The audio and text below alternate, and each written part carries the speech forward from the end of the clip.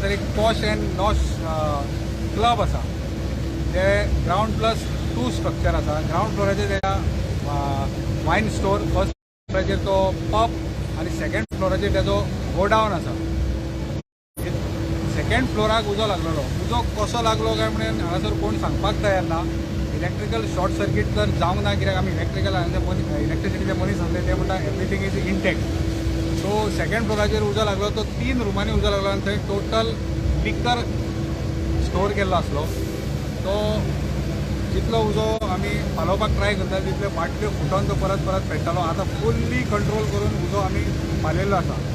I think strict action needs to be taken against this so-called club Posh Nosh for their wrongdoing.